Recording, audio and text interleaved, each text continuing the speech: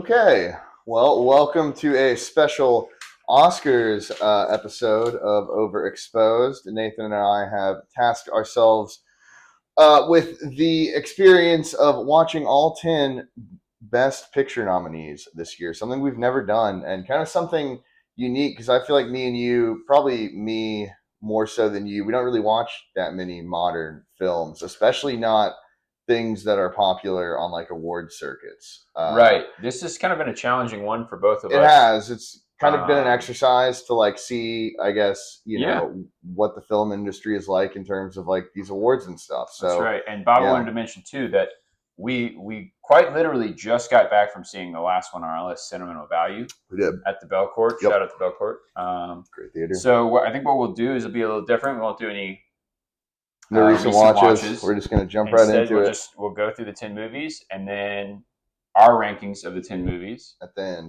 end. But that's going to be more of what we liked the most. Yeah, but we'll discuss everything. We'll Yes. discuss, the difference between what we like the most versus what we think is maybe more likely to. Cool. Yeah. So let's get into it. All right. The first one I have on my list is F1. Should we go through it? Yeah, let's go through it. F1's a really fun movie. I don't think anybody it's a can blast. say against that. The cinematography, the action, the way they shoot these action sequences is fantastic. Same director as Top Gun Maverick. Mm-hmm. Just an all Which around. you've been telling me to watch Top Gun Maverick. No, I'm thinking of Mission Impossible Reckoning. Yeah, It might be that same director. It's not. That's Christopher McQuarrie. All right, we're cutting that out. Yeah. But I mean, it's just a great time. I think, as we'll find the case with a lot of these Best Picture nominees, it's really long. Almost every movie is pretty long. But it's great. Brad Pitt gives a pretty Brad Pitt performance, I would say. This one we don't have to go too much into. I'll just tell you Javier Bardem. I really liked. Let me get the gentleman's Damson name. Idris. Damson Idris. Yeah, he's really good. That's because I wrote it down too. I think he's probably the most standout. Promising. Yes. He's certainly the standout performance of the film. And then you get, really, it is just your standard run of the mill blockbuster action. Just done very well. Yeah, it's very likable, very fun. Wait, you were gonna say, what's her name? Carrie Condon. Yes, she's in 2. Yes, she is. She's also in Train Dreams. Mm-hmm. Much more prominent in F1 though. Right. Pretty major character, I think. She's a good character. Yeah. F1's kind of ridiculous, but it's fun. It is, but it's popcorn blockbuster movie making to a higher degree, right? Like, I'm a huge fan of the Fast and Furious franchise, but I'll even admit 90% of those movies are not as well made as F1. I think we should note this about F1. It's very impressive, the filming feat, because they filmed it entirely during an F1 season. Mm-hmm. And then I think it has a good shot to win Best Editing. Because the editing of the races, the editing is really good. But I think there's a lot of these movies are very beautiful. Yes. Train Dreams is we'll get to it, but I think that's I think there's a lot of commonality we can find across these films. But definitely I think all of them, I don't think there's any that are lacking in kind of the cinematography department, or they all look really good. I agree with that. Yeah. Mm-hmm. But F1 is probably the least interesting of the group. I think the Oscars, when they expanded to 10 Best Pictures, they try to get like the big movie of the year kind of. And F1 made a ton of money.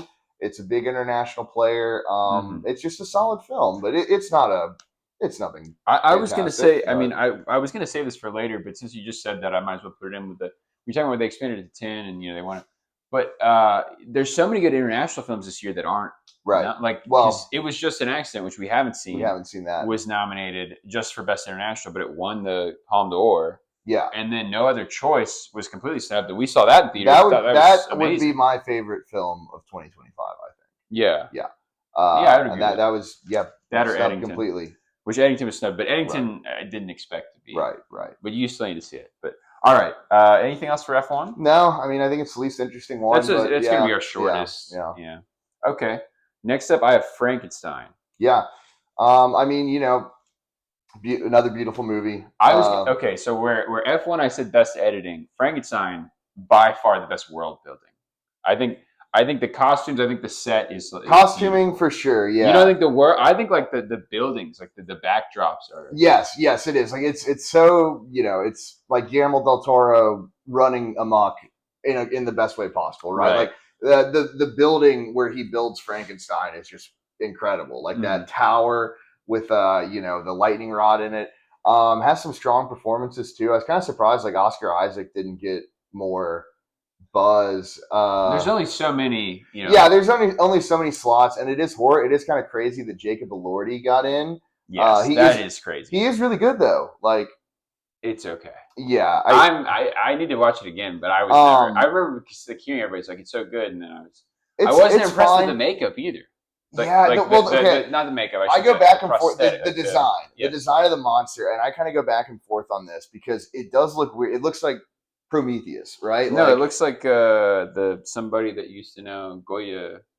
Somebody. Yeah, where they paint their faces. Yeah, it does look weird. But then I was thinking about it. I was like, I guess this is a more realistic take on what it would look like. Like it is truly just skin grafted together. Yeah, you wouldn't have the Boris Karloff. Right, but there are moments in the movie where it does clearly kind of look more like a suit. Like, but I was surprised at the gore and pleasantly surprised at that with some of the levels of the gore in Frankenstein. There's some pretty nasty and gnarly there scenes. is. There's quite a lot of gore. And Christoph Waltz's death is pretty quite a lot of gore. Hey, sinners, take notes. Right. Kind of, yeah. And then, Guillermo del Toro, is obviously a famed horror filmmaker, but I feel like he doesn't usually go that far in terms of like I agree. Pure brutality of it. Yeah. And there are some like very brutal sequences, all for the better in it. I think he's having fun at this point. He's earned his, It's a fun movie. It's definitely like overwritten in a sense. Yeah. The dialogue can kind of make you roll your eyes at times. For sure. It just says stuff out plainly that right. The tropes are Yes, but when's the last time we saw a Frankenstein movie that was good? Yeah, or just in general. So I appreciate although I'm sure the Bride's going to be so much better. Right? Yeah, of course. I will say here comes the motherfucking bride. Yeah, not to quote the poster, but my dad is a huge Guillermo del Toro fan, and he mentioned on Netflix there's like documentaries there's two that are like of Guillermo del Toro, and I think I said this to you. I don't know if I said in the podcast where Guillermo del Toro's Criterion Closet interviews are almost more interesting to me than his films. Yeah. He's like more of a student of film than he is a filmmaker. Right. In some ways. Yeah. And I think he's such an interesting guy to listen to. So I imagine if I watch those documentaries, I'll enjoy those more than Frankenstein. Right. Well. I mean, he's like he's a brilliant director. He's a student of film. He's like he's a huge like if he was like I'm going to do a show once a week where I talk about movies or like a podcast, it would be the biggest film podcast. I mean, I've seen those documentaries or like videos of his house, and his house is just full of like curios from like films and stuff, and like he's obviously a massive fan of the Universal monster movies, specifically the Mummy remake, The Dark Universe with Tom Cruise. Is he nominated for Best Director?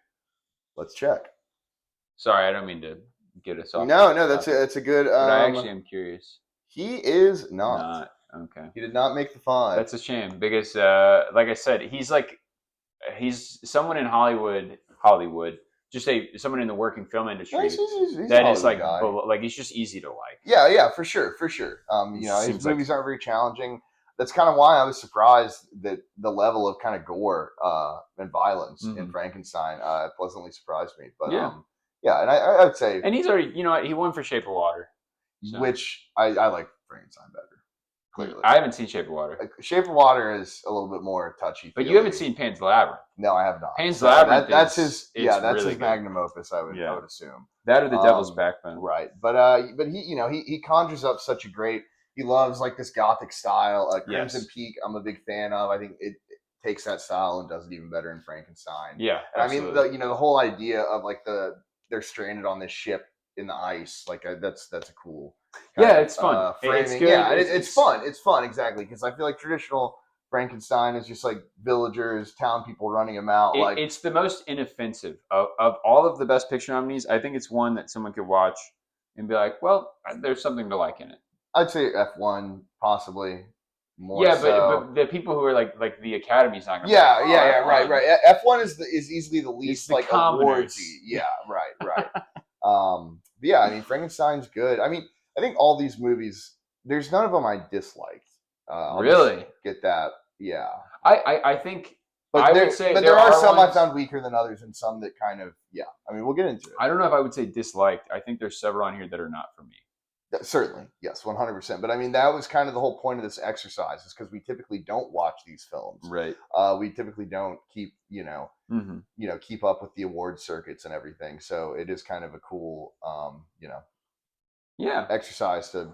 Yeah, it is. It's fun. It's nice we did this. It's weird to say, like, getting out of our comfort zone when we're watching Best Picture nominees, No, but it truly is, because And I said, off camera to Bobbit, I was like, I don't.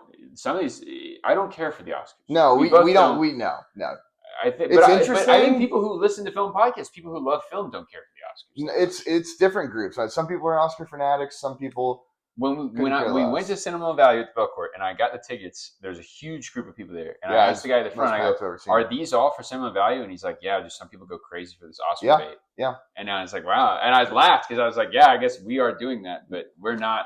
But we're forcing ourselves exactly. to do it, because I mean, if when we left the film, I could see the people, and I was like, "This is not the same movie that you and I are." No. But sorry to get off on the side. Well, we're talking about all of it. That's in totality. Right. That's right. I think this is better. This is more natural. Yeah, we're just going off the cuff. Right. I mean, it was a challenging endeavor, honestly, because it's like, we all have movies we want to watch, and like you're not in the mood to watch some of these all the time. You had to force ourselves. And they're all long too. Yes. Yeah. A common theme amongst a lot of them they are very long. Yeah. But yeah, I'm glad we did it. Is there anything else you have on Frankenstein? No, that's about it. Okay, I'll just sum it up really quickly. We've already said everything I was going to say, but beautiful cinematography. Mm-hmm. I said it on the podcast whenever I watched it. Great world building. There's a shot where Oscar Isaac is following Mia Goth through a market, and it's raining. And I said to you, that's like when you go to a Best Buy to buy a TV, they should show that because it looks so beautiful on your screen. Could win for that. Cinematography, if it's nominated. Yep. Costuming, I would assume. Yes, but the costuming would include the monster, which I'm not a fan of. Yeah, I'm kind of torn on that. I think best design. It's well, I don't know what the statistical or technical meanings are. Whatever means like best like backdrop, like actually like set design. I think it's set design is one of them. I think it would. Yeah, the monster design. Yeah, I just go back and forth on. Like, I do think it is inspired in some aspects of like. That is probably what a person would look like. It is just skin grafted on to like a skull. Like, why does the traditional Frankenstein have like an extra forehead on top of his head? Like, you're saying that, but it wouldn't look like Jacob Elordi. No, it probably. But there's the whole scene where Oscar Isaac is going through the gallows, and he's hand picking his human parts. Yeah. So I mean, he is trying to build like the perfect specimen. That's true. But yeah, the costume I'd say does not always work. He looks kind of like an alien at some points. It's quite interesting, and I'm not an Elordi hater. Actually, I'm a fan of Elordi. I like a hunk. He's a very handsome guy, certainly. But it's really interesting that he's in this, and then he's in Wuthering Heights, right? Because both of those roles, it's like you definitely, especially Wuthering Heights, like you could have given this to someone. Wuthering Heights makes more sense for him. It feels like Heathcliff is like. In the book, Heathcliff is like black. Oh yeah, that's true. Yes. So it's like, why would Jacob Elordi? I don't know. But then people who have seen it are like, it's fan fiction. It's just smart. Like, no, it's not even true to the story. Right. At all, yeah. Exactly. Sorry, I'm getting off on the side, but no, I mean, I do think the whole point of it is, yeah. It's true. All right, next up I have Begonia. Begonia, yeah, interesting. This is my wife's favorite. Can you believe that? Yeah, Julia thought this is wow. Yeah, that is she loved surprising. This one. It leaves you in suspense. I think that's one of the best parts about this film is it keeps you kind of either she is or is not right, and it keeps you guessing. It definitely has a lot of misdirects in it. Yes, one way or another. I mean, I don't have much bad to say about it. Just didn't like. You're a bigger Yorgos guy than I am. I'm a huge Yorgos guy. Yeah. It just I liked it for what it was. Phenomenal performances. I think we both agree. Plemons is probably snubbed. Absolutely. For best actor. But it is a tough category this year. Yeah, Stavros Stubb for best supporting. Right. He loves that cake. I mean, there's great stuff in it. The scene, very dark, but the scene where she kind of convinces the guy to kill himself, not intentionally. Yes. But and then I kind of love that Jesse Plemons comes down and immediately clocks what she has done. Yeah. Like, he never thinks that she shot him. He knows exactly Yeah, I would say it's different to me because I love Yorgos. I'm a huge fan of Killing the Sacred Deer, Lobster, and Poor Poor Things. Things. Dogtooth's good too. Dogtooth, yeah. But I don't. It feels different to me. It's kind of Does a new, a it's newer, different. his style is most apparent in the ending, I think. Yes, I Yeah. agree. Where like the rest of the movie is kind of, I don't know how you Here's describe a it, but question, and yeah. it's going to bring in one of the other ones we haven't talked about yet. But I put it on my notes. I said a bleak but true portrait of how impoverished people find meaning and justification. Yeah. But Yeah. then it's funny because I think the reason another film is because people are talking about it's so relevant. Now, I would almost argue Burgundian's more because it What's is. the other They're film? one battle after another. Okay. Um, the scene, what we're talking about, you just mentioned that scene where Jesse Plemons' brother, I can't remember the character's It's like name. he's a cousin, I think. Oh yes, his Yeah. cousin. You're right. The He autistic says the guy. thing to Emma Stone where he's like, "Just will you take me? Will you let me leave this Yeah, place?" right. And it's like that's the truest line in that film. Is this Right. idea of people are so in such a horrible state in this world, like It's true. escapism. It's Yes, exactly, right, and that's right. why social media is so rampant. It's Hmm. because people just Yeah. want something that takes them Right, out of right. And then, reality. but yeah, so then I guess it kind of begs the question of what do you think of the ending, though? That it You know kind what? of, I didn't like the ending at I first. didn't I at didn't first care for it either. either. I thought it was too bleak. There wasn't any meaning to it, which I would say is different than One Battle After Another or Eddington, where I was like, Right, at least they're saying right, something. right. But then I talked to someone else, and they were like, "Well, what it's showing is beautiful and set. Like it's showing like real life. Like all of the dead. Specifically speaking of the montage at the end, The where dead it's stills. everybody, Spoilers, it's everybody dead. This is all spoilers. Yeah, it's true. This whole episode is going to be spoilers. Yeah. Your console will turn off Okay. automatically. Yeah. Sorry about that. We didn't need to. We did not need to address that. We'll keep it in. Yeah, we'll keep it in. We don't cut. But I do think they're showing because I was like, oh, it's just everybody dead, like whatever. But he was like, but it's showing all this beautiful stuff. But I think he's wrong too because it shows like a woman who's pregnant as a bride. It shows people having sex. Yeah, I think it just. Yeah, I don't like know. A doll factory. Right. It shows like it just shows strange stuff. It's just a lot, and it's a long sequence. It is because it's for like a right. song.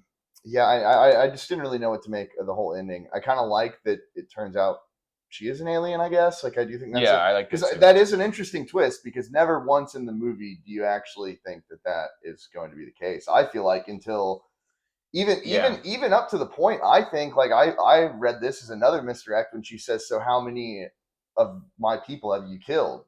Like when she discovers this room, right? When he has other bodies, and I took that to say like, "Oh shit, this guy's actually just insane and has killed." Well, that's why has so killed great. multiple other people in the pursuit of this. And like she asked him that question, "How many have you killed?" He says 2, and I still did not read it as it's real. I still read it as like this guy is actually crazy. And really? Yeah. See, I think that's such a good point. I kind of think it might be a little because when she sees all that, you're like, oh, she's gonna run now.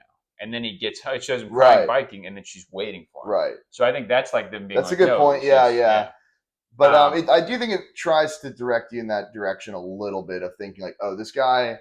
Absolutely. Like this guy's not just on a singular mission. He will not stop doing what he's doing until his crazy brain is, gets what he wants. But I think the only way to do it would be that they're aliens. Like, I like that. I like then it would be like, well, okay. I mean, it's a more bleak kind of, I guess. It's just like, so what is that saying then? Like impoverished people who are looking for escapism are just insane idiots.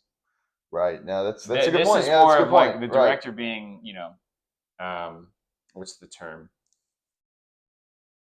Like not ambiguous. Like it lets the director make your own assessment of what is the film actually saying. Right. Because in some ways, sorry to go on a tangent, but like in some ways, like this idea of like, I mean, and with the stuff going on in the news right now, it's pretty apparent these rich people they are alien. Yeah, like they are truly that's so certainly separate. That's a big part of it too.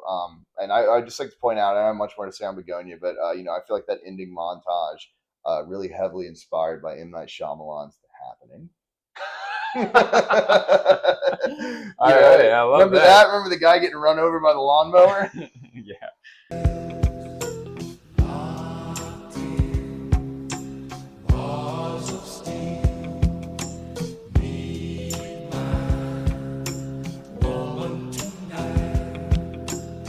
Ones between you take the lead on this one. You go first. So I found Hamnet. Obviously, I think its strength is in its performances. I think Jessie Buckley is kind of a shoe in based on all the precursors, based on everything I see for Best Actress. And I kind of spoiled it for Nathan, but describing her performance, I'm like, well, if you think about it, she has multiple scenes of giving painful birth, and then multiple scenes of losing those children. So it's a very cryy, very very dramatic performance. Not to say it's over the top in any way. It definitely feels like one of the more Oscar baity of the films, I would say. Absolutely. Certainly. But I think it's led by strong performances, good cinematography. Once again, all these movies look really good.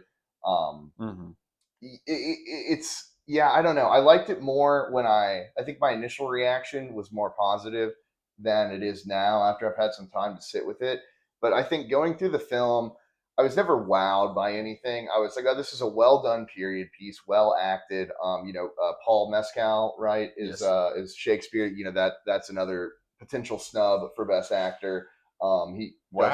He's not. No, but he was nominated for Best Actor last year. So it's kind of a stacked category this year. We'll talk about it, but so it is kind of like a showcase of these, and it makes sense. It's a movie about Shakespeare, so it makes sense that it is kind of these over the top, cryy, yelly performances. Yeah. But I wouldn't say I was super into it, super bought in until the final 10 minutes. I think the moment where we see Shakespeare's Globe Theater is kind of a really amazing. Maybe amazing isn't. I have sour. It's a good reveal. A little bit. It's a good reveal. It is a good reveal. The cinematography, especially the direction at that end, where it kind of opens up, because the whole movie you got to think is like taking place in this one small farmhouse, essentially. Yeah. And then at the ending, you see the outside world, and it opens up into the theater. You see this great display. I think it's such a great shot, such good cinematography. And I would say the ending, I found it pretty powerful. I'd say that it probably is based on how bought in you are up to that point, right? But I did like the ending a lot. And even if you're not as bought in, like Nathan wasn't, I don't think you can, it's a good ending. I think it's a good ending. It's powerful. I don't know. So I said to me, the plot is interesting. It's an interesting story, right? I think the story itself is very good. I didn't love the movie. I also would be curious to know what they left out in the book, because it seems like things just kind of happen pretty quickly. And I know we complain about movies being long. What do you mean in the book? Because it's based on a book. Hamnet. It's based on Hamnet is a book. Yes. Okay, I didn't know that. Yes. I mean, maybe I did, but like I said, okay, I appreciate the idea. It's about him writing Hamlet. Yes. Right, because it's I was going in which thinking, I knew that Hamlet was about his son. I did not. I thought it was going to just be Hamlet. I did not know it was about the story of him writing Hamlet. Oh, I just meant I knew Hamlet. The actual play was about Shakespeare's son. See, I didn't know that either. That being said, the ideas are so cool, but there's so much that and maybe the book isn't like this, so I don't know. But okay, we're talking about a forest witch who has a hawk. Yeah, that's why don't they go into that more? Yes, why are there no amazing shots of the hawk in the air? Right. They just do that so poorly. It's honestly, for the first part of the movie, I was wondering, like, is she deaf, or like what is it? She's just an outcast. Right, but she seems to have like some special qualities or something, and you realize her mother was a witch or whatever. And this is, can I say another thing is, and maybe this is answered more plainly in the book. It's hard to sympathize with Shakespeare because he's never there in the movie. But he's literally never there. That's point, in a sense, of why the story is told through the eyes of. You know what? Very similar to the Cinema Valley, which we just saw. Right. Yeah, it is. It is. And you know what? I don't. We'll get to that when we get to it. But I'm just saying, I don't. That idea to me, it doesn't. I wasn't bought in like you were. I'll say this though: the ending is not powerful because it's Shakespeare having his triumph. To me, it's more the mother getting a bit of closure on. What about the scene where he's standing in front of the water and he does the "to be or not to be"? It's ridiculous. Yeah, and I will say too, they never mention. I mean, I knew gooning in. Yeah, goon. I knew goon. God, I said it again. I knew what it's about. Yeah, sorry, I can't get it off my mind. Yeah. But then there's one point towards the end when they go to London, like before they see the play, where for the first time I think in the whole movie, someone's like, "Oh, you're here to see William Shakespeare," and I was exactly. just like that. That was Oscar bait. That was really no, but that was really the line that was like, "Hey, like you in the back, like if you didn't get it, you haven't been paying attention. Look like, up from your phone. Yeah, like it's William Shakespeare. Like it's that guy. Like the to be or not to be seen. It is kind of corny, but like I'll say some good stuff. The child acting is really good. Really good. The acting in general, like the acting in general is really good. I would say like it goes between genuine like raw acting and power, and then like scenes like that are kind of campy, like and like kind of corny, like. But so I don't know. What's funny is I thought because some of these films we saw in theaters, like I saw Sinners, I saw Begonia, Sinners, One Battle After Another. And I think that really changes.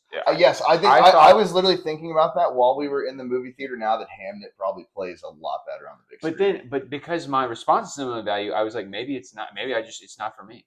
And that's what I'll say. I don't dislike I don't think Hamnet is a bad film necessarily. I think it's not for me. And I think it's very Oscar baity. It is very Oscar baity. I'll finish it with this. I'll say it could win. It could win a lot of awards based on the critics' response. And, there's a beautiful setting. And well, let's talk about some Oscar politics a little bit, though. Exactly. It's Chloe Zhao. Who's already won Nomadland. And I would say, to her credit, kind of carries Hamnet. I do think, like, the direction and the shot, you might disagree with that. Yeah, I do. Really? Yeah, totally. Well, what I just said, the whole thing about the shots are boring. It's too sanitary. Like it's sanitized. Yeah, that's fair. Fucking that's boring. fair. It's beautiful, but what is it? It's the same shit I said about when we talked about Nosferatu and Robert Eggers. It's like Nosferatu's like his big Hollywood movie, and it's like he doesn't take any risks with it. That's a good way to put it. And then I think that's why I like the ending so much, is because it's the first like breath of fresh air of like, whoa, that's a good shot. Exactly. Like, and yeah, that's a good way to put it, because the whole film itself is beautiful. Like, the when they're in the forest and everything, like it doesn't look bad, but then but then that there is when at the end, like you're like, oh, that is like breathtaking compared to the rest of the film. So I will give you that. We're talking about how beautiful the forest is. If Train Dreams wasn't nominated, I'd probably agree more. But then you see that and you're like, that's how you shoot a forest. That's the most beautiful movie. Easily. Yeah. Easily. But it wasn't even, I don't even think it was nominated for Best Cinematography. Well, let's see. Yeah. Oh, it was. Yeah. Okay. It has to be. Come on. It's amazing. It looks incredible. Cinematography is Frankenstein, Marty Supreme, One Battle After Another, Sinners, Train Dreams. So, okay. Well, sorry, I didn't mean to derail us again. No, this is what we're talking about. I'm having my support. Yeah. I'm getting a little. This is what we're talking about. Okay. I mean, I think we already agree with two of them right off the bat. Frankenstein, Train Dreams, cinematography. One Battle After Another. Yeah, One Battle After Another. That's a good one too. We'll get to it when we get to it. But okay. What else do you have to say for Hamnet? Good child acting. Good child acting. Joe, the whole family's great. Some good acting from the mother as well. Yeah, I can't remember the actress. I can't believe I'm forgetting her name too. But she's great. You got to see Breaking the Waves. Yes. Okay. Yeah. Yeah, it's good. It's good, not great. It's a Shakespeare film. I'll say this right now. I should say this for later, but I'll say this right now because we're talking about it. I don't think it's going to win because she won for Nomadland. And I haven't seen Nomadland, but everybody I've talked to who's seen Nomadland is like, it's pretty mid. It's one of the more.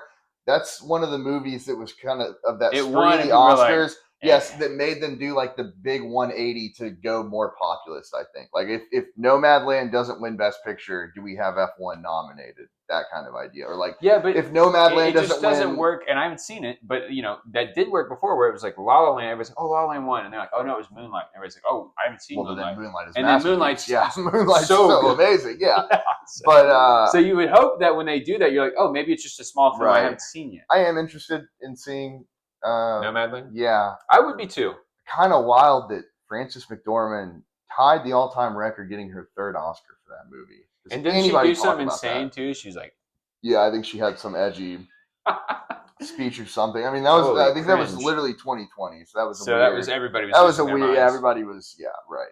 But everybody's saying now. I've been saying it once, but I'll say it. You gotta watch Haddington. Yeah, I know. All right. Next up, Marty Supreme. A breath of fresh air from what we've been talking about. Really liked it. I did too. I didn't think I was gonna like it. I didn't think I was either. Yeah. I didn't think I was either. I was putting it off, and I honestly didn't at a certain point. I watched it. I did watch it in 2 parts. I was getting a little tired.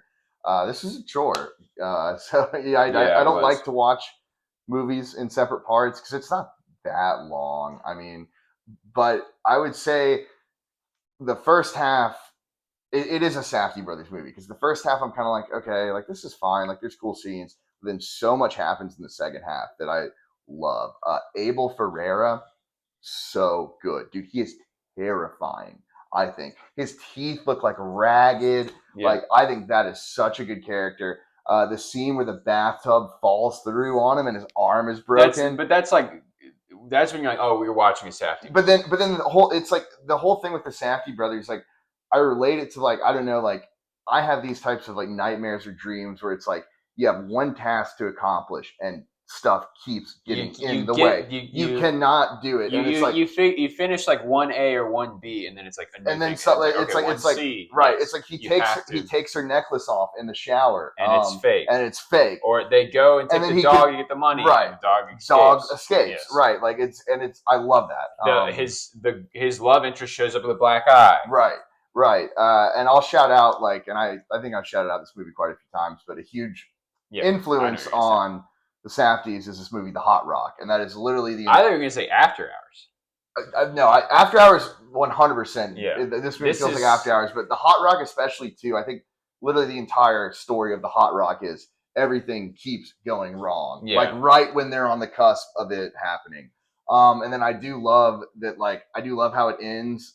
Not just I love the final tournament in Japan when he's kind of playing for shits and giggles, and then he actually locks in. But it means that's all that you realize. It's a moral victory. Exactly. It means nothing for him. You realize because the whole time you're watching, this guy's kind of a piece of shit. He's a fucking asshole. He's only for himself.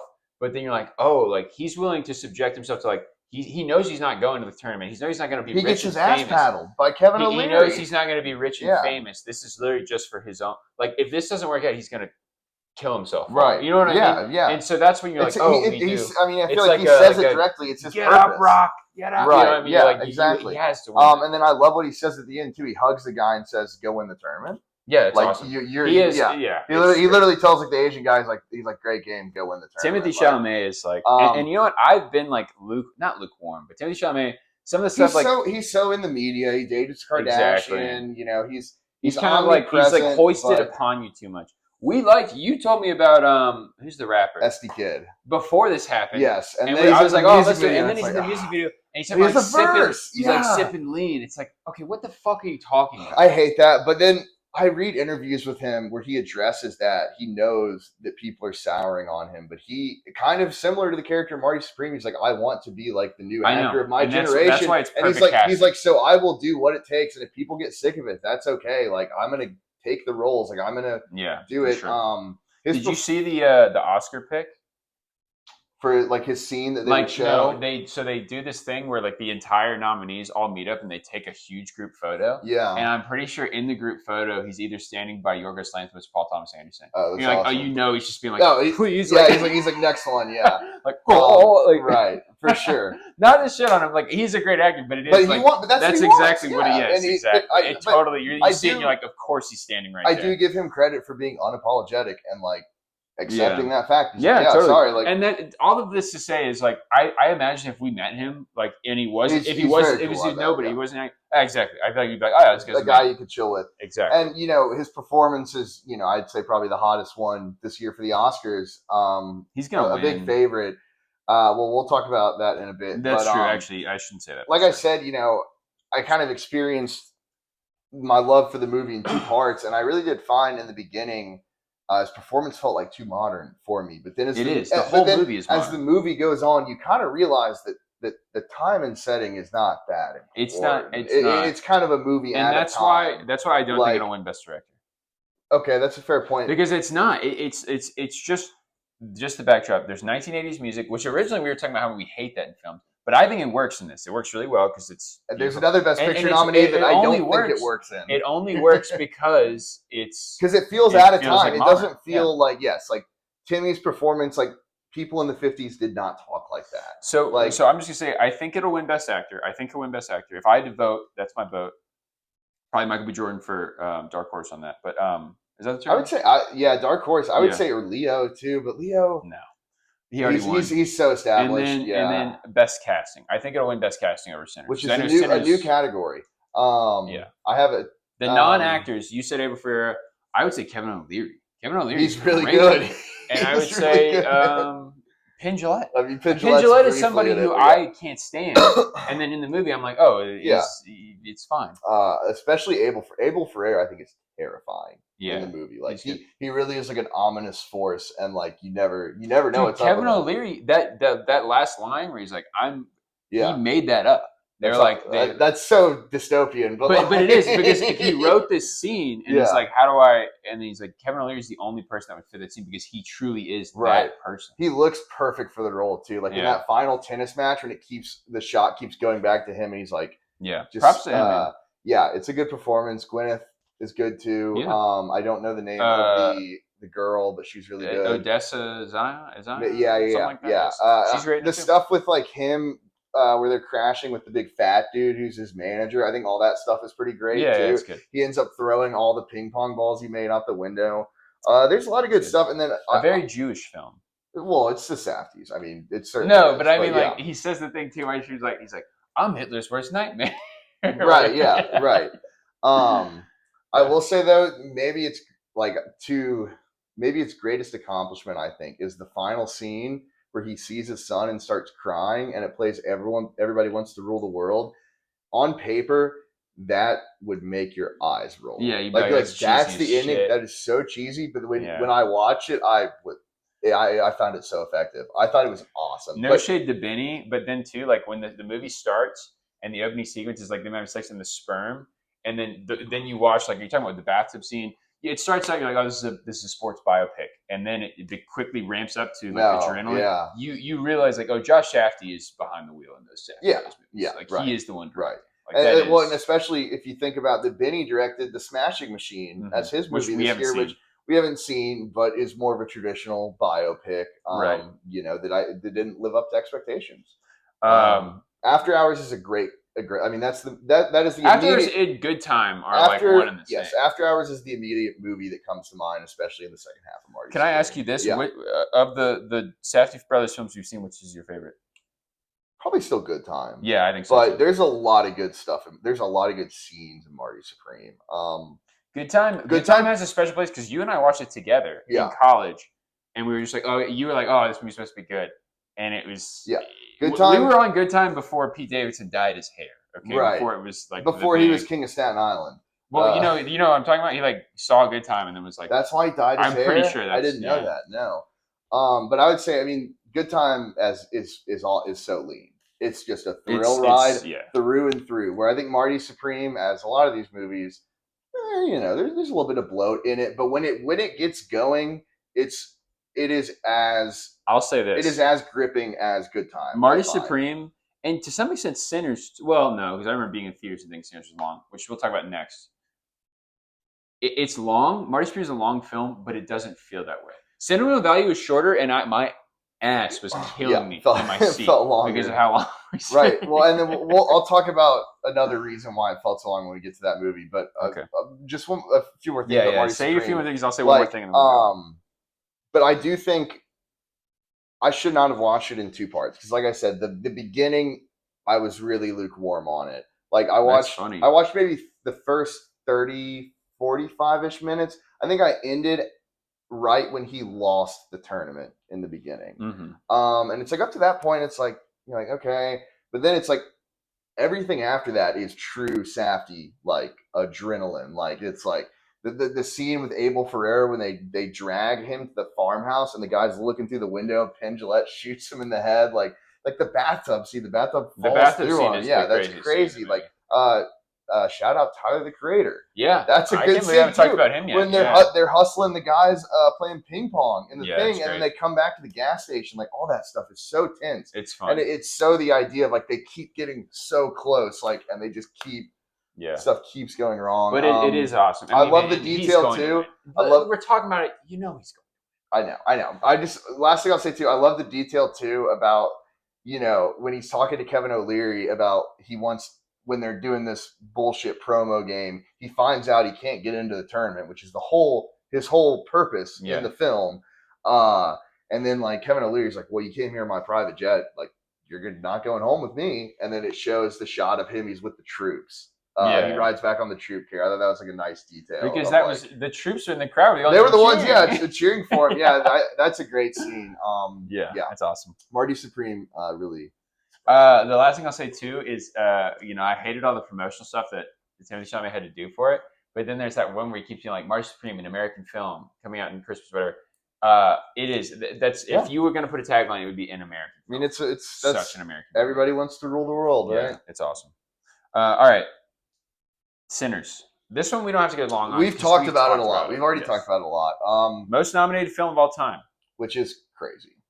You think so? Yes. I said, and whatever. Movie. You know what? I'm going to get flack for saying this. It's a horror movie. I said it's because there's a whole debacle with the Oscars before. Oscars too white. People are like, Oscars are... I mean, I think... And this is the only film that is go back to the Nomadland thing I was saying before, too. Sinners was a massive hit. Sinners is one of the biggest movies this year. Right. And I would say even... But I'm saying I think it got every nomination because they're like, we don't have enough diversity writ large in all of the fields. I think it's part of that, and then part of what I'm saying in like, that there's like Sinners, money behind it. But not just money behind it. Like if you think about it, like Sinners is, I would argue, one of the biggest original films we've had post COVID. That's not like a blockbuster. Did you know? I don't even think Marty Supreme made like that much money. No, it probably didn't. But Sinners was like a juggernaut. Sinners made a shit ton of money. Is like, and I'm saying all this stuff huge about the Oscars. I think Sinners is good. I'm not. We both like Sinners. We don't think it's because I'm being like, oh, it's too woke or oh, it's what. Like, I don't think any of that. I actually thought Sinners was really good. Some things I'll say about it. Delroy Lindo nomination in the bag. You think it's in the bag? No, I don't think he's going to win, but I think the fact he's nominated, half. I hope he wins. Love Delroy. I hope he wins. I think Sean Penn's going to win. Sean Penn has to win. That's the best performance of any of these movies. But then it's like, the argument against it is like, Sean Penn's going to get his third Oscar. He could. He deserves it for this one, though. Yeah, it's really good. Mystic River, maybe. I will say this. I rewatched Sinners at home because my wife hadn't seen it, so I rewatched with her. And I really like it, but there's some stuff that happens in the movie where I'm like, I mean, same with the F1 and stuff. It's like, it's crazy this is not made for Best Picture. It is. But some of those other, like, talking about eating pussy. Spitting in the mouth. Like the part where they all eat the garlic, and he's like, oh, which I know you love that part. I kind of like the vampire stuff, but there's stuff that's really good in it, but there's stuff that's not that good. It's bloated. I think it could win Best Director. That's my biggest complaint. I think Coogler could win Best Director. I think Paul Thomas Anderson. He's never won before. Yeah, but I think, and I think there's okay. We're skipping ahead, but I would say we'll talk about it when we talked about one battle after another. I was like, that's going to be like my most likely to sweep. Yeah, like if honestly, it could sweep a lot of stuff. I don't think Best Actor. I don't think Best Actor. No. But I would say that in what we've been saying, a lot of these movies are bloated. Why are movies so long these days? I think One Battle After Another is pretty long, but it doesn't feel as no, it doesn't. Marty Supreme doesn't feel long either. Sinners felt long. Sinners feels like two movies. Felt long. Yes, it does. Exactly. You said that. It feels like two movies, and both movies work effectively.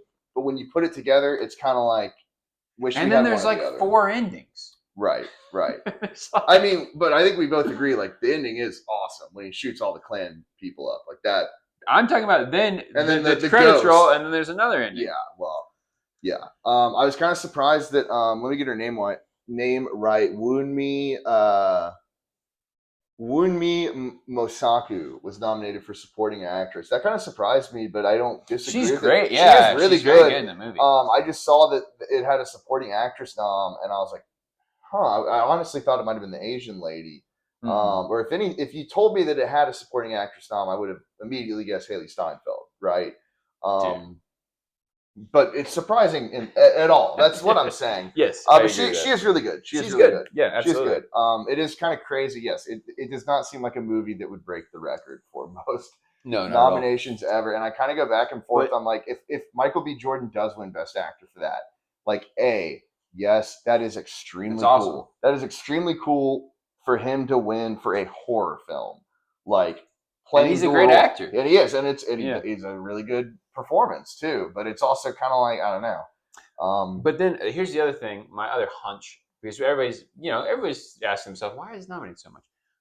Maybe it's nominated so much because it's not slotted to win anything.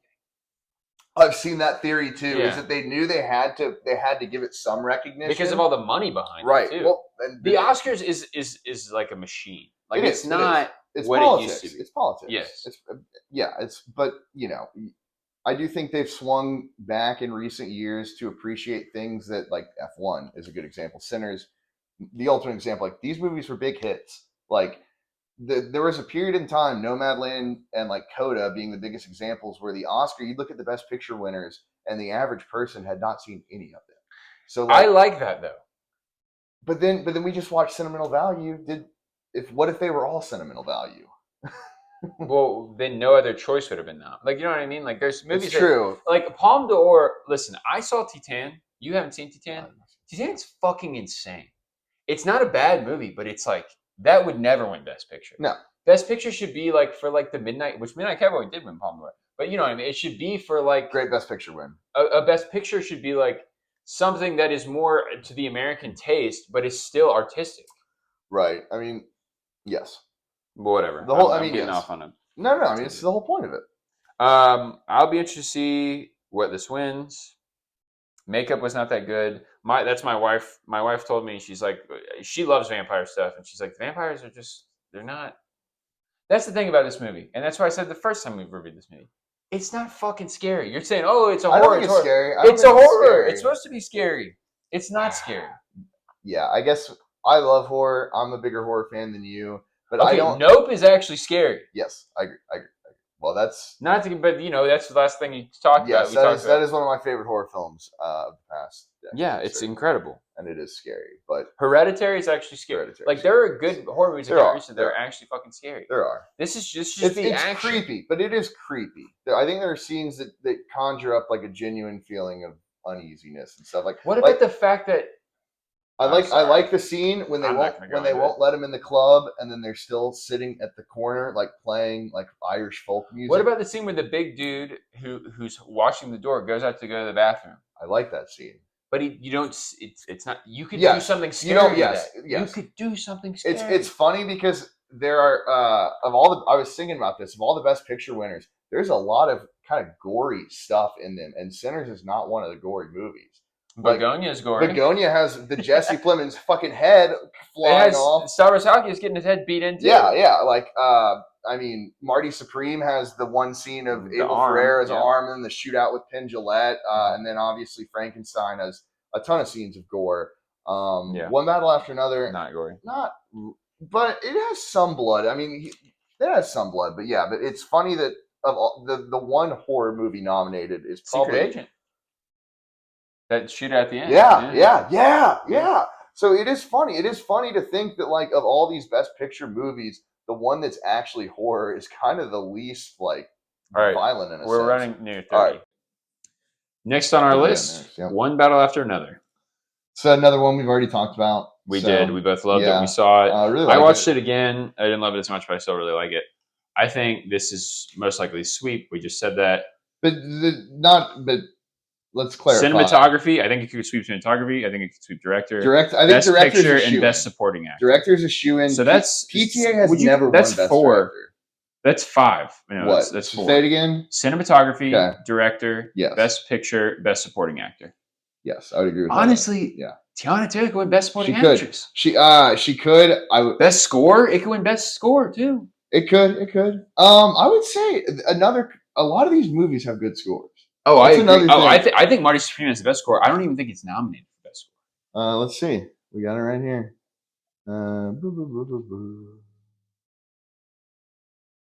It is not. I know, and that's my favorite one. Yeah. So of those, I think Begonia is. I don't remember the score from Begonia. I like Begonia's score.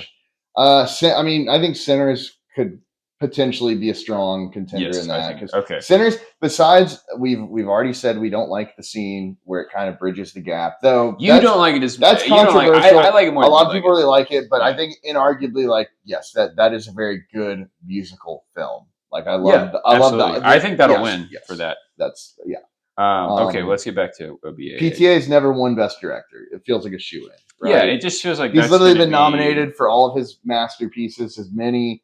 I don't know how high this ranks on his list, but then it's like his list is no bad movies, really. I know you don't like I Magnolia agree. as much, but I wasn't crazy about Magnolia. People say Licorice you should Pizza watch is it. I was Licorice Pizza is kind no. of the one I I forget was gonna about. say people are like because that's the only one I haven't That's seen. the one I And forget then people about. I've talked to have been like, no, it's actually really good. Really? Yeah.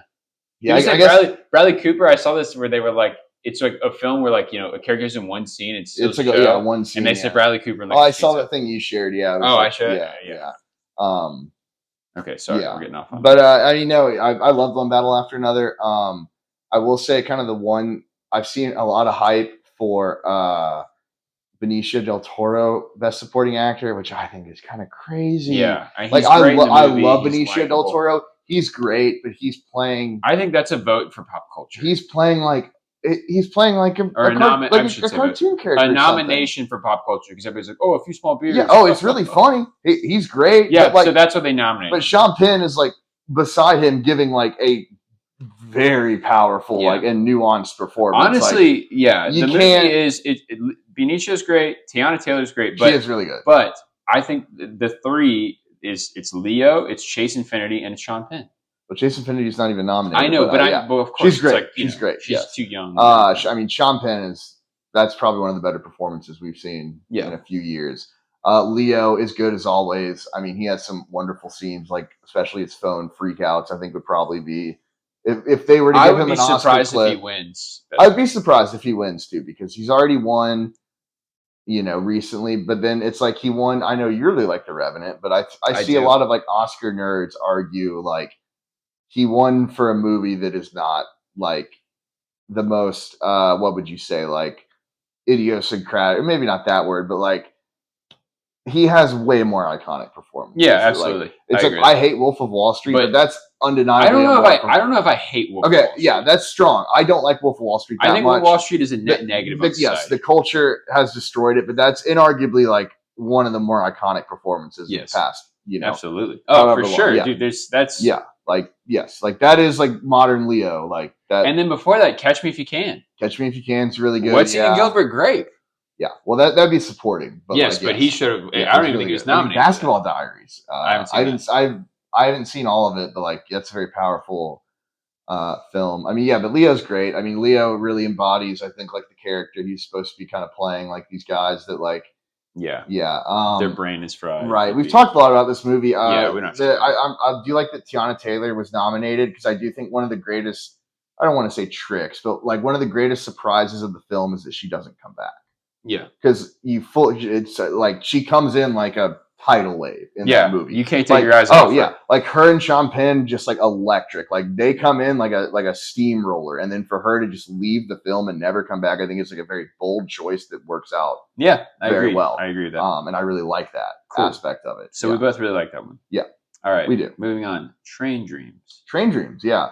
Probably the. How would you say it? Like the quietest, the simplest. In 3 words, I have beautiful, quiet. It's easily the shortest. It's a refresher. It is a refresher. It's like if you had to sit and watch all movies in a row, this is where you'd want right in the middle. Mm-hmm. It's sort of a refreshing. I mean, that would be a very worthy cinematography win. There's some gorgeous shots in it. And I said to you too, this, and I think this is the best way I could put it. Like, while we think about Marty Supreme or even Sinners is like being like, oh, these blockbuster movies, like cinema is back. This is sort of a nice escape. It is. It's like yes, we're watching all these movies pretty much in a row. Like we haven't watched much for our own pleasure in between these. And Train Dreams wasn't, because that was one that neither of us, I don't think, were very like. That was feeling like an eat your vegetables. No, I disagree. You were excited to watch it? I was excited. I was kind of feeling like I don't know if excited is the right word, but I was like, this is right up my alley. We just talked about I love The Revenant. Like I was like, oh, this is going to be true. I told you to watch Jeremiah Johnson. I think that's a great analog to Train Dreams. I kind of was thrown off at the ending a little bit. Oh, another common theme of these movies is like weird endings in a lot of these. Mm-hmm.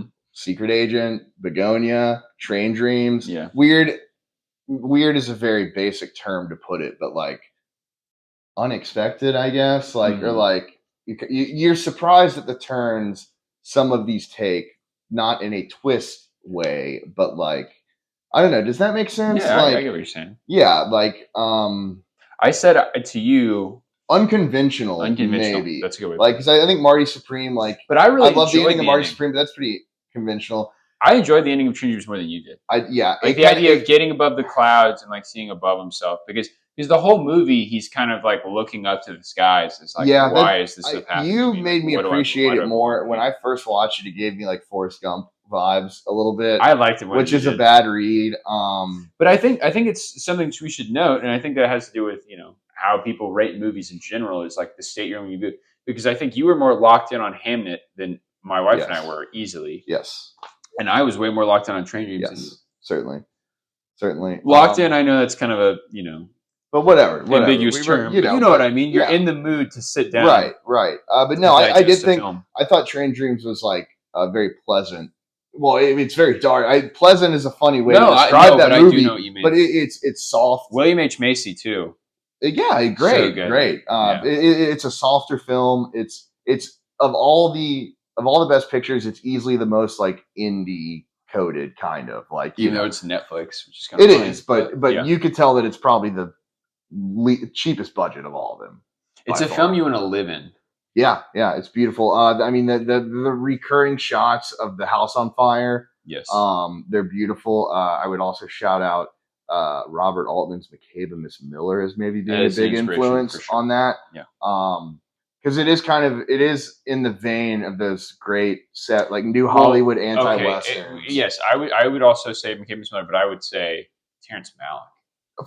For sure. It feels like and this is no disrespect to the film, but it does feel like it's like a B tier, or like a knockoff. It's we have Terrence Malick. Yeah, we have Terrence Malick at home. Yeah, exactly. But then it's like the Terrence Malick is so good. We'll take the Terrence Malick for sure. Oh, I agree. I loved it. I really. Joel Edgerton's really good. Yeah. It kind of more of a subdued, quiet performance. But it's great. And I would imagine this is a film that he'll remember filming, and I hope he looks on because it looks like. I mean, that's what I mean. It's all there's some sadness to the film. But it's just it's so beautiful. It's like I said, but it's right up my alley. That is what I like watching. No, and talking to you made me like and respect it a lot more because it is so like you look at it on paper compared to like some of these just star-studded Best Picture nominees, and then it's like this is easily the least sexy of them. It's like who's in it? Joel Edgerton, William H. Macy. Like it's directed by a first-time director, but the guy who. What was it? Sing Song that was kind of a big Oscar movie. Yeah. He was involved. I think it was like him and his writing partner made that, but he did not direct it himself. So he is the sole director of Train Dreams. Interesting. So it's like I don't know. You see that, you're like, what is this going to be? And I think, not to get ahead of myself, but I think what I got from Sentimental Value is probably more what I was expecting from Train Dreams, and not in a good way.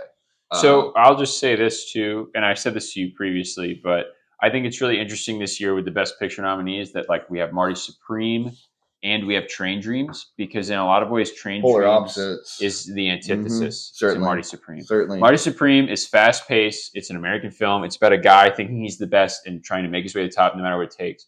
And Train Dreams is quiet. It's set in this beautiful area, and it's much more about someone existing. And even looking beyond the camera, it's like, a major director, a major star versus a well-known actor. And absolutely. Yeah. Joel, but Joel Edgerton's not an A-list movie star. Like, no, yeah, but we know him. Mm-hmm. I would shout out Warrior as maybe my favorite movie. I haven't seen Warrior. Fantastic. I've seen what's the one, The Gift. Have you seen that? It's actually a good one. I like Joel Edgerton. It's a fun little he's an Aussie boy.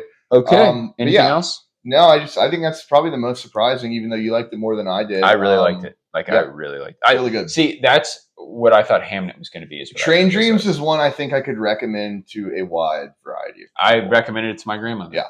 Oh, yeah. Yeah. Okay.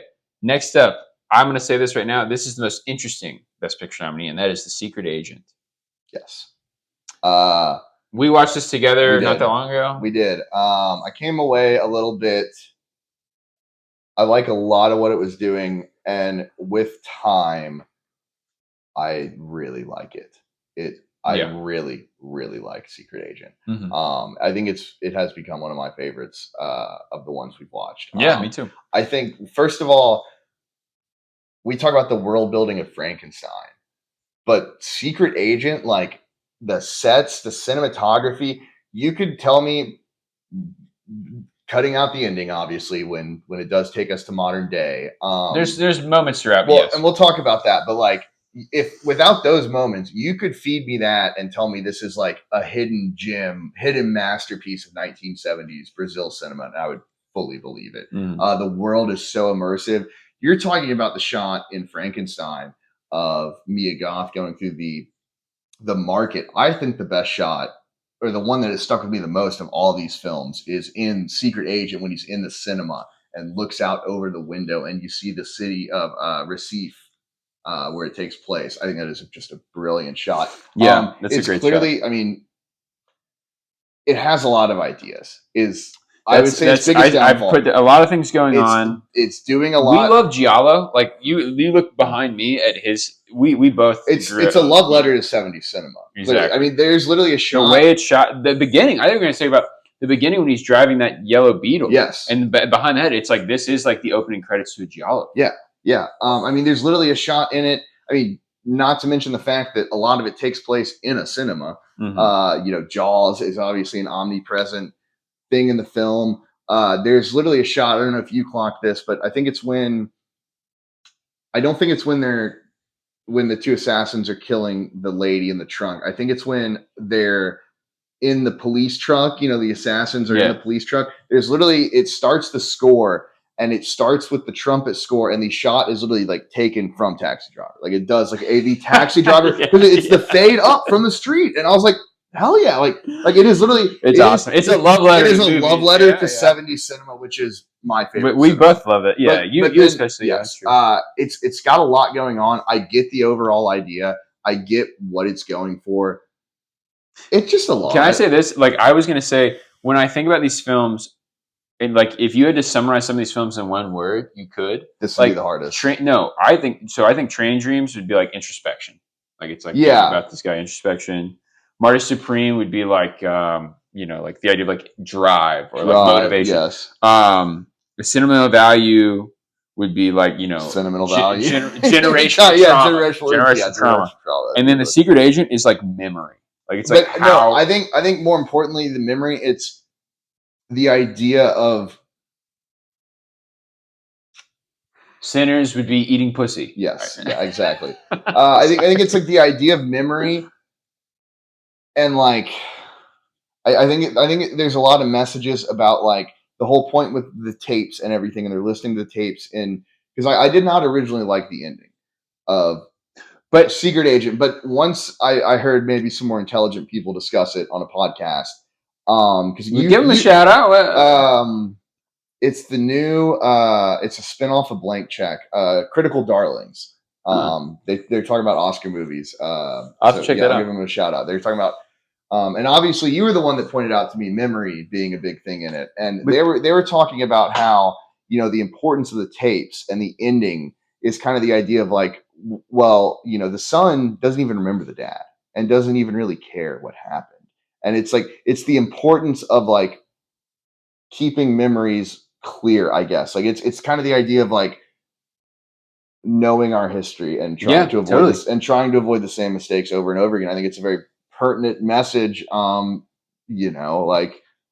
very political, but like, I think that's like kind of the movie's incredibly political. Like you said, I kind of, but it does it in like kind of a nonchalant way, which I really like. It does, but then once you pick up on it, you realize also like, exactly what's going on. Another thing that's so Giallo-esque is when he stays at the place, there's a cat with two faces. And then as we realize, they're all hiding identities. It's fucking brilliant. They're all refugees, which they say they don't like that term, but yes, exactly. That whole idea. Angola, talks about Angola.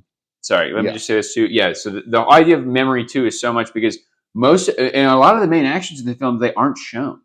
Like, it's just told through other things. You don't see him die. You don't see him die. You don't see what happens to his wife. No. He remembers. You almost don't see the whole thing. He turns the recording off and tells her what actually happens at the dinner with I think that's such a brilliant. And then I think this is a movie the same way with Guillermo del Toro's Frankenstein, where I would love to hear the director talk about. I'll listen to the what's that called? The commentary. Certainly, but you get kind of what I'm saying about like it's something about like like how our memories become distorted over time. Oh, absolutely. And like versus like having clear, but also like of,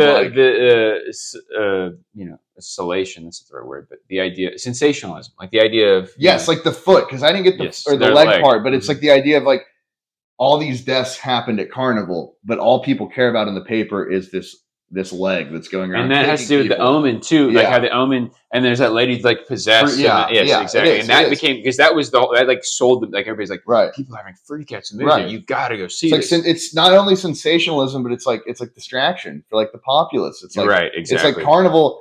It's so important, I think, in the film, the stark contrast of like this beautiful, and like it's both a love letter to Brazil, but like a very powerful message about like the people that, or the government entities, capitalism, whatever it will inhabit it, because it's beautiful. You know what? You just a distraction for the populace. What are the Oscars? Right. Exactly. I know. Right. What is this all? Right. Yeah. I think it's really good. It just a lot of ideas, and I think I understand where it's all going for. Yeah. But it is one that is slowly kind of building. I like it a lot more. I do too. I think really like it. I'm glad it was nominated, because this is exactly what we're talking. Like we keep complaining, oh, this is a chore. This is a chore. We would not have watched this movie. This was this and Marty Supreme and Train Dreams. All to me are movies that I'm like, oh, I'm so Secret glad. Agent it's refreshing. It's brilliantly shot. Brilliantly directed. Like I said, the world building, just the imagery of it. There's so much good imagery. The guy at the gas station, the dead guy. Yeah. The police show up, and rather than investigate the dead guy, they hassle him. They shake him down. To give him his cigarettes. Yeah, he has to give him his cigarettes, which is so funny. It's good. You're talking about they've added. Wait, not even this. This is the other brilliant thing. Talking about politics and the economy. These fucking guys. They ask it's like $40,000 for the hit. No, we want $60,000.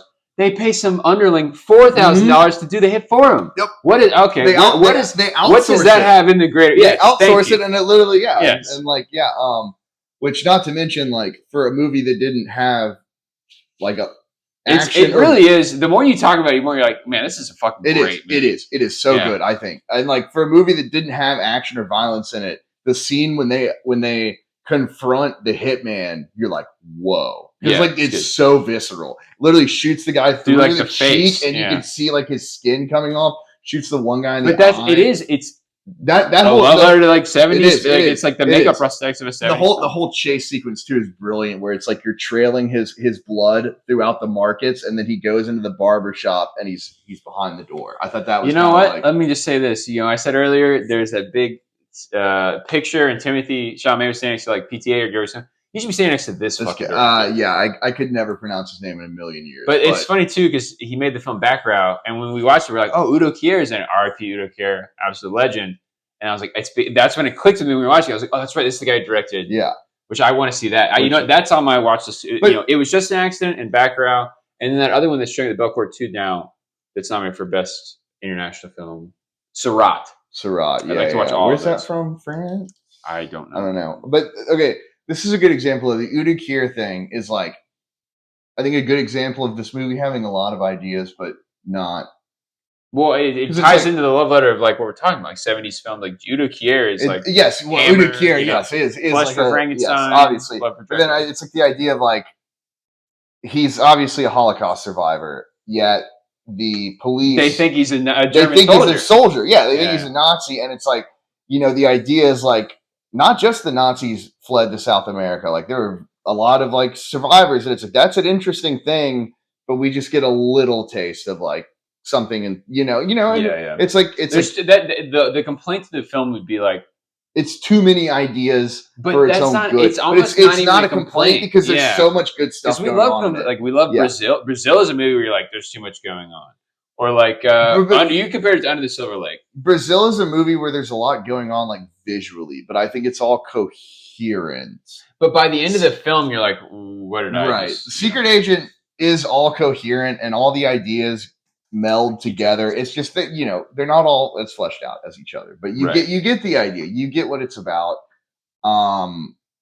It's really good. Great casting. It's really good. I was gonna say, you're talking about the category of casting. That movie Think about like the refugees, like the mom, or the older woman. Yeah, it's a good film. It's I'm gonna say this though. Here's a hot take. Wagner Moore, everybody's like, which Wagner Moore is great in it. It's just a very like, it's an undersung performance. What is he doing? I mean, I think people like that. He kind of plays the son certainly differently than he plays. Oh yeah, but like, okay, that's like one. It is, but it's an important scene. I mean, it's kind of as much as he's great. That's not the. But yes, it's not a show. I'm just saying, Clemens was snubbed, and then you're going to nominate Wagner Moore. Edgerton. Joel Edgerton's great in Train Dreams. Yeah, I don't think he was anywhere near getting. I don't know that scene where he like sits down with the guy at the fire and talks about like this. There's some good scenes. Oh yeah, there are. I like the scene where they shoot the guy from Parks and Rec, who's the apostle. You know what I'm talking about? You don't watch Parks and Rec, but like he's the apostle, and they shoot him at the campfire because he's like, it's like early in the film. Which film? Train Dreams. Oh yeah. Yeah, that's a great scene. Yeah, that's a great scene too. The guy who won't shut up. Yeah. And they're like, oh, he's all religious stuff. And the guy's like, sorry to bother you. Yeah. Dreams rules. Yeah, it does. But talking about casting or like whatever this new Oscar thing is, like best cast or whatever. The podcast I was talking about, Critical Darlings, they pointed out, they're like, this is a movie, Secret Agent is a movie of great faces and like great bodies. Like you see like there's Marty Supreme has that too, but yes, this is. But you know what I mean, like so many fat people with their guts out, like so many like weird looking ankles, like swollen feet. But it's great because it is true. It's supposed to be. That's what it's supposed to be. Yeah, it is. It's like if you were going to realistically, it's real people. Like Brazil, a smaller city than like Sao Paulo. Yeah, and it's like the Rio de Janeiro. The lady that runs kind of the refugee sanctuary is like a very old lady, like who's. She's not really an actress. And I love that. Wait, that's a great line too. We're talking about the memory stuff. When she finally is talking about like all of her life, she's like, I had to do something that I will never in Italy. You. She's like, I had to do 3 things in Italy, but I'll never tell you. That's fucking awesome. And then there's points about it too. I mean, even when he's telling, that's what I'm saying is there's so many ideas going on. Like there's the whole idea of this whole operation is being funded by like someone from the elite class's like daughter feeling bad for that's these people. Right. Yeah, that's right. And then and then even when they're interviewing Wagner Moura at the like in that scene, obviously he even says he's like, I actually just lied. Like so like it's but then it kind of gets back to the point of like there's a lot of ideas going on. Like but it's very good. It's fantastic. It's worth seeing, and I think I might seek out more like from that director. Oh, for sure. And I'd like. Well, I mean, not only his other films, but like the commentary. Like I'd love to hear him talk about that film. Yeah, I'd love to hear his inspirations. I mean, I think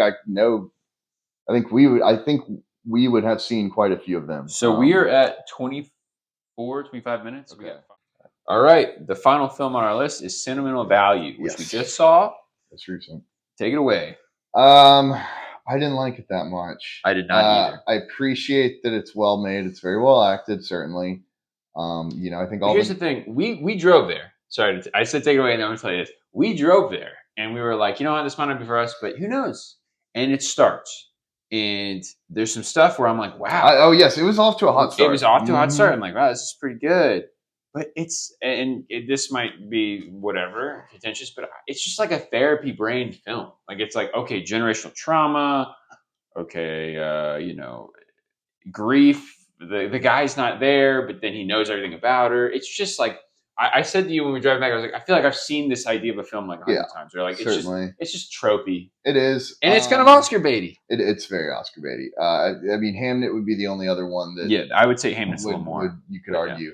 I would say in terms of like direction, like I said, all these movies look very good. Yeah, including this one. No, it looks great. It's beautiful. The beaches of France when they spend. Yes, when he's in Cannes. That's what I mean. There is. I'm being critical of it, which I guess you're supposed to be critical, but like there is a lot of good in this film. Yes, we didn't dislike any of these films. No, there's not a single film I rated below like 3 stars or 3.5 stars. No. Then I would say something I really liked and then I didn't like in this movie is his name is Joachim Trier, yes? Or Joachim Trier. There's throughout the movie he does where it almost looks like it's an act break, like these like 5-second pauses. See, and I did like that. I really liked it in the beginning, but then once it gets towards the end of the movie, you're like, okay, is that the end? No. Okay, is that the end? Like, I think you said it best. The soundtrack does a lot of heavy lifting for but it. it's to go back to those breaks. It's kind of funny because the whole movie, Renee, I don't know how to say her name, but anyways, she's really good. She's a theater actress, and when you think about plays, the scenes will close and go dark. And Renee Ryan's V. That was so. I wish you didn't pronounce it. I'm looking at it. It's like that's why I didn't even try. Yeah. Anyways, she's a theater actress. A really good performance. And when you think about plays, that's like how scenes end. So that's why he does. He is like writing. It does. Yes. And they talk about Chekhov and the seagull, and so it does feel like. I think he's a well-made director. Like he's a good director. He's it's certainly well made. A student of film or a student of theater. I'd say probably more of a student of theater and like written. But I said this to you too, because you said to me it's supposed to be Bergman-esque, and the narration at the beginning, it is Bergman-esque. It reminds me of Fanny Alexander. That being said, I think about these, like even the monologue that kind of like is throughout the film that he writes that you need to read this. It's stuff that happens that you would hear in a Bergman play with so much more something serious going on, or a Tarkovsky film. I was like, it's like it wants to be Andrei Rublev. It wants to be Bergman's Shame. It wants to be Cries and Whispers.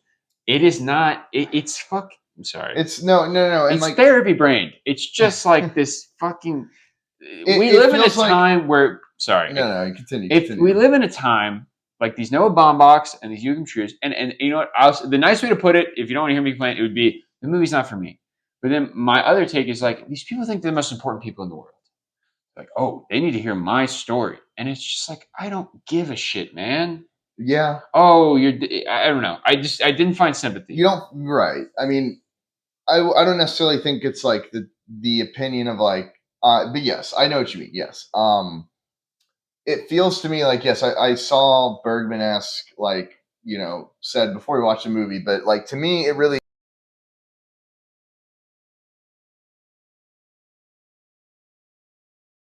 All right. So the camera just died, but we're still filming. We still got the audio. So go ahead. Sentimental value. Sentimental value, as we're talking about. I don't know. I just didn't connect with me.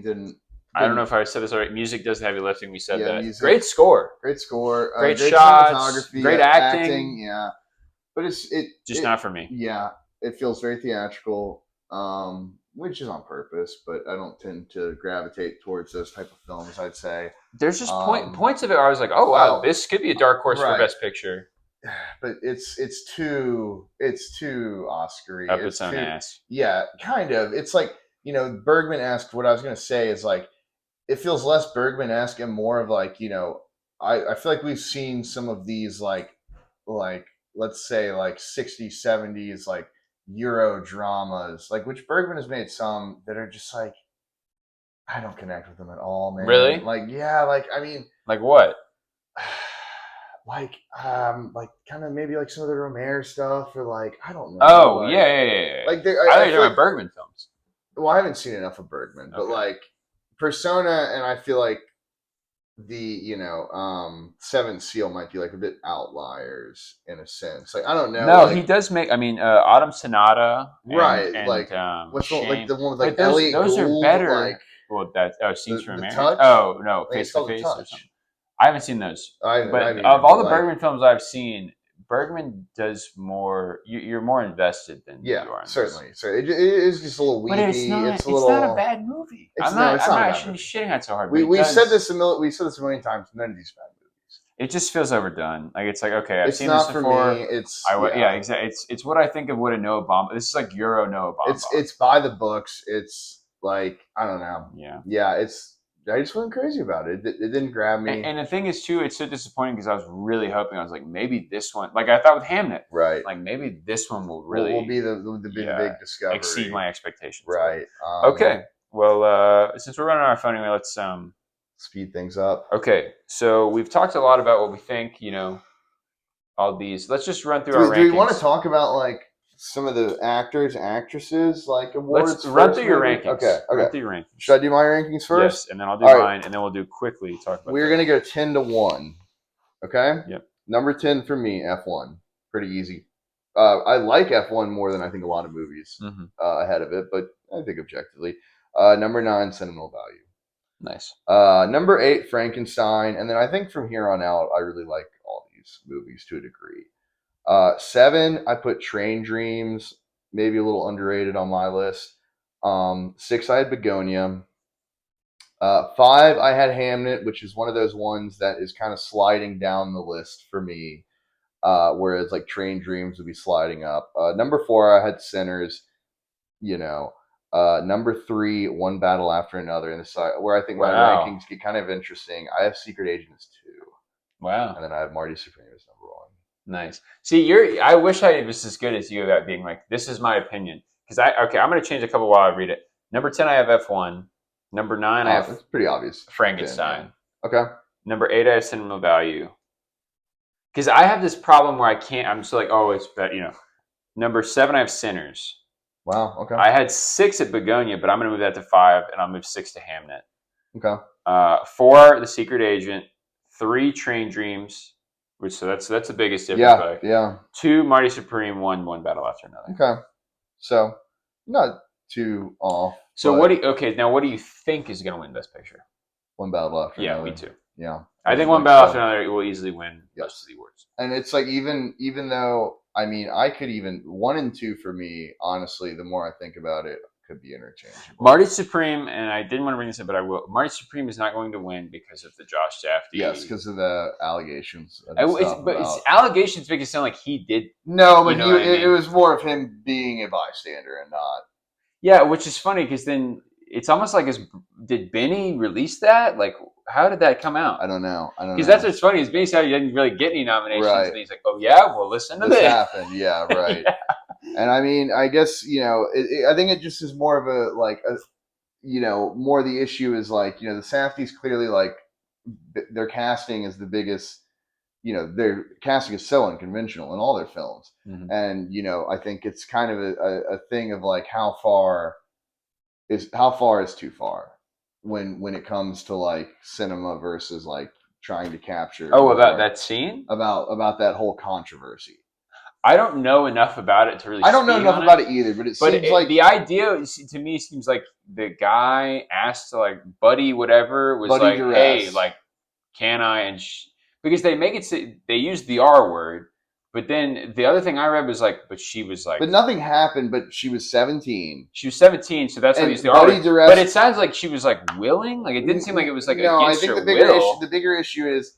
It was supposed to be, somewhat of a sex scene, but they're obviously not going to film a fully nude sex scene with a 17-year-old. But Buddy Duress, who was a drug addict that had just gotten out of prison, fully undressed and was being very aggressive and was like, let's just do this, like for real.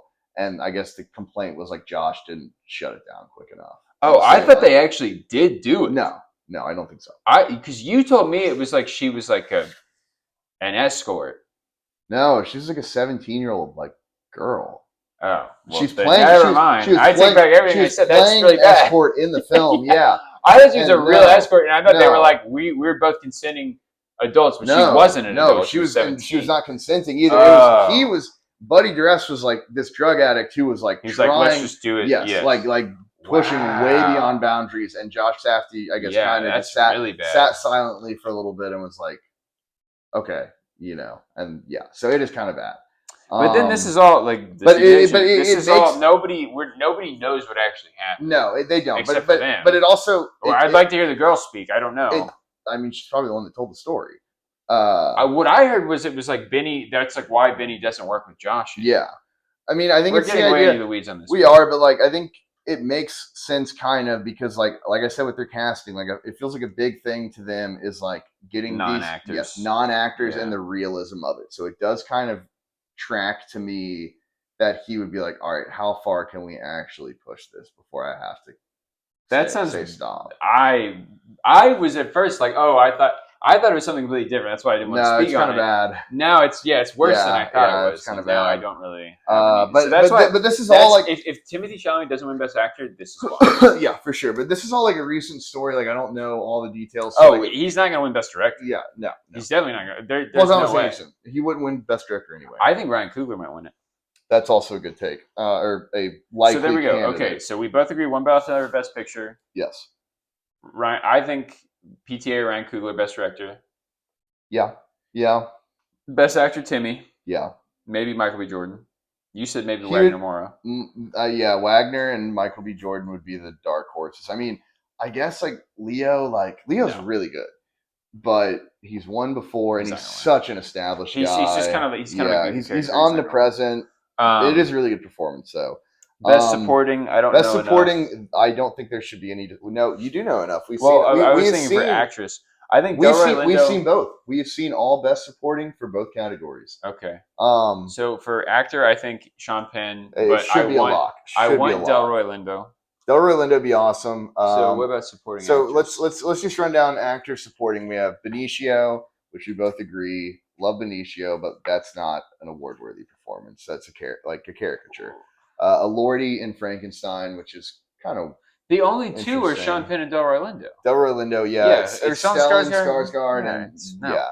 Okay, so go ahead. Actress is interesting. It's going to be Jessie Buckley. Yeah, Jessie Buckley. Or Rose Byrne. But Jessie Buckley's won literally every single precursor. All right, so go to best supporting. Supporting is where I think it's more interesting. So we have Elle Fanning from Sentimental Value. Not even going to pronounce her name, Inga, but the sister. The sister in Sentimental Value. She's great. Amy Madigan in Weapons, which would be my favorite pick. And this is the most wild. This is the one that I have the worst guess. I think it's either going to be Teyana Taylor or I'd love Amy Madigan, but I could see Elle Fanning winning. Wunmi Mosaku from Sinners, which she's very good, but like I said, I was a little bit surprised. I don't think she's going to win it. No. And then Teyana Taylor from One Battle After Another. So who do you think? If you had to pick one, who do I want to win, or who do I actually think is going to win? I guess give us both. I kind of feel Amy Madigan is my pick. I agree. I want Amy Madigan to win too. I kind of feel like she could too. I think she's won some precursors. This whole they're doing more. I think the Oscars is more willing to give the supporting stuff to crazier performances. I agree. Right? I think Amy Madigan. Like they gave it to Jamie Lee Curtis for fucking. Didn't she win something already? Yes, Amy Madigan's won a couple precursors. She could win it. I mean, Teyana Taylor's fantastic, though. She's Teyana really good. So are the two girls in Cinema's Value. Elle Fanning and Inga. They're both really good. Yeah. They're both really good, but those are both. Wunmi is good too. She is good, but that's I think there's different Sinners tiers. Is the Jordan brothers. All of these performances, Michael B. Jordan. All of these performances are good, but if we're talking tiers, I think it's Amy Madigan and Teyana Taylor, and then then you get into the rest. Cool. I think we've done it. Yeah. Well, we'll be tuning in, and maybe in this next episode, we'll tell. I would say my ending note is watch Secret Agent if you can. I'd say that's. I would say watch No Other Choice. Oh but and we couldn't even talk about that one because watch Eddington. Eddington should not be nominated. Really snubbed. And honestly, if they were going to put an international Best Actor, I would have rather them done the gentleman from No Other Choice than Wagner Moura. Yeah, even though. I think Jesse Plemons should have been nominated. Jesse Plemons, but it's kind of a stacked year. Like those are good nominations, and we haven't even talked about Ethan Hawke in Blue Moon, which we haven't seen, but by all accounts is a very good performance, and we love Ethan Hawke. He's overdue. Yeah, he's a good dude. Snubbed for First Reformed, which I think is one of the greater performances we've had. For sure. Well, there you go. There's no watch First Reformed. Yeah. All right. Oh, did I say that thing about Josh Safdie being the Paul Schrader of the? Well, no. Fuck it. Now, well, we can't clip it now. Okay. Josh Safdie's this generation's Paul Schrader. Maybe he loves stories of. I don't know. You explain it. Like, all right, fucking A. I should because this is something I said before. This was a big point for you. So I said in my review on Letterboxd that Josh Safdie is quickly becoming this generation's Paul Schrader. Meaning, as we talked about, when you watch Marty Supreme, you realize this is the Safdie brothers.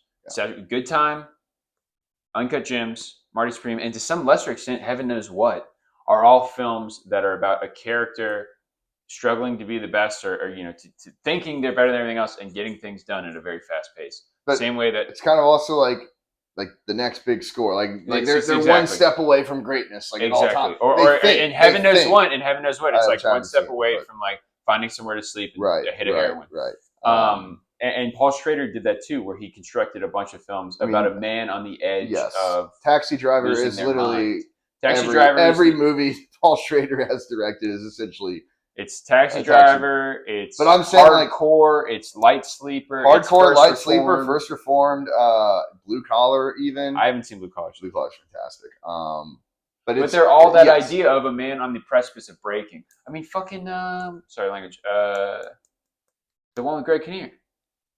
Oh, Autofocus. Yeah. Even kind of that is, even though it's not him, but that's like. But no, it's like about like guys that are like, I don't know, like literally just like it's what Taxi Driver is about is what all of his work is about. Well, and also we also didn't even mention Rolling Thunder or Mishima. Mishima is literally like the biographical one. Rolling Thunder, same thing. He wrote that. He didn't direct it, but it's same exact tale. Yeah. Well, we'll find a way to clip that with some of the other Marty Supreme tapes. Yeah, I don't know. That one was a little rougher. You kind of stood up in the end. We'll see. Fuck around with the clip and editing. Yeah, we got thanks so much for tuning in. Yeah, thank you. We're gonna keep making these better and better. Yeah, we're working on it. Hopefully, you can see the quality improving bit by bit. Whoever we're talking to, that's what we work on is getting some traction. All right.